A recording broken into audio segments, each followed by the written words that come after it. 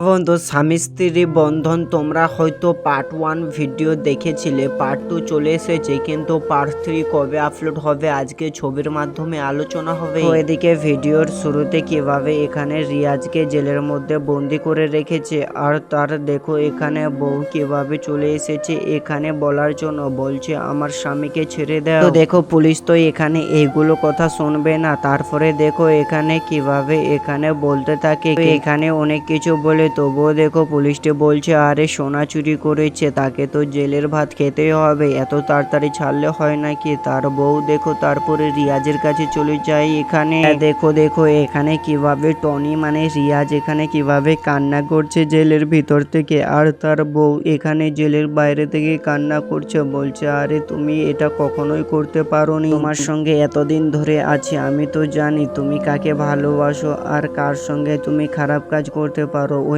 মানুষগুলো তোমার নামে ছলনা লাগিয়েছে, আমি যা গেলাম তোমাকে তাড়াতাড়ি করে আমি জেল থেকে ছোটাবো। কিন্তু এদিকে দেখো বন্ধু কিভাবে এখানে তার শ্বশুর বাড়িতে রিয়াজের এখানে চলে আসে তার বউ এখানে, আর এসে তার ভাইয়ের এখানে পা ধরে ফেলে, ধরে বলছে বাবা বাবা তুমি তো জানো যে আমার স্বামীকে জেলের মধ্যে বন্দি করে রেখেছে, প্লিজ তুমি গিয়ে আমার স্বামীকে ছুটিয়ে নেও না। তারপরে দেখছে এখানে বলছে চোর চুরি করেছে তাকে তো জেলের মধ্যে থাকতেই হবে তাই না।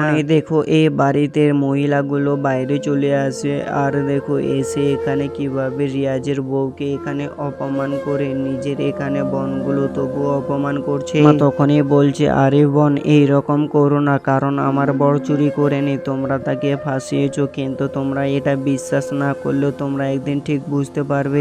এই ছেলেটি ভাবতে থাকে, বলছে না না আমরা তাকে ফাঁসাইনি। আর দেখো সালমা তখন প্রচুর রেগে যায়, বলছে হ্যাঁ তোমরাই ফাঁসিয়েছো, তোমরা ছাড়া কেউ আমার স্বামীকে ফাঁসিয়ে না, তোমরা একদিন ঠিকই বুঝতে পারবে। এই কথা বলে কিন্তু এখান থেকে সালমা দৌড়াতে দৌড়াতে কান্নাকাটি করতে করতে চলে যায় এখান থেকে। এদিকে দেখো এরা দুইজন কিভাবে এখানে হাসছে আর বলছে ঠিকই হয়েছে, ওই গরিবের বাচ্চাকে বিয়ে করলে ঠিক এইরকমই অবস্থা হবে। তখনই দেখো এই তার কাকু এখানে শুনতে পেয়ে যায় সবকিছু কথা, এদের গোপনীয় যে এরা ছাড়া আর কেউ ফাঁসায়নি, কারণ দেখতে পাচ্ছ ওরা তো দেখতে পাচ্ছ কত বড় গরিব আর আমরা কত বড় ধনী। এই কথা বলে আর বলছে আমরাই তো সব ওকে ফাঁসিয়েছি, জেলের ভাত খাওয়িয়েছি, এগুলো কথাই এই বুড়ো কাকুটি শুনতে পেয়ে যায়। তারপরে দেখো জেলের মধ্যে চলে এসেছে এখানে, আর এসে বলছে আমি সব সোনা চুরি করেছি, আজকে জেল থেকে বার করে দাও আর তার মধ্যে আমাকে রাখো, কারণ যত কিছু টাকা চুরি করেছি আমি সোনা চুরি করেছি সব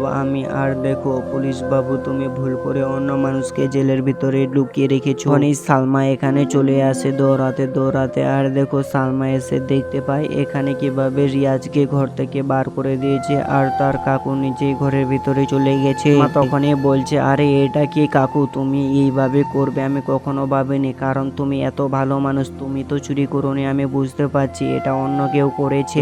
সালমা যে তুমি আমার কাকু হতে পারো কিন্তু আমি তোমাকে বাবা হিসাবে মানি। আর দেখো তার কাকুও বলছে আমি তোমাকে নিজের মেয়ে মতো মানি, তাই জন্য তো আমি এটা জিনিস করলাম, নিজের ছেলেকে এই জেল থেকে বের করলাম আর আমি জেলের ভিতরে নিজেই চলে এলাম, কারণ তোমাদেরকে আমি নিজের ছেলে আর নিজের মেয়ে করে মানি। কারণ দেখতে পাচ্ছ রিয়াজ গরিব হলেও কিন্তু তার মনটা খুবই ভালো। এখানে দেখো কিভাবে এখানে রিয়াজ তার গলা ধরে এখানে চলে যাচ্ছে এখান থেকে বাইরে, আর এদিকে দেখো তার এখানে কাকু কিভাবে কান্না করছে, বলছে ওই ধনীশালী মানুষগুলোর জন্য।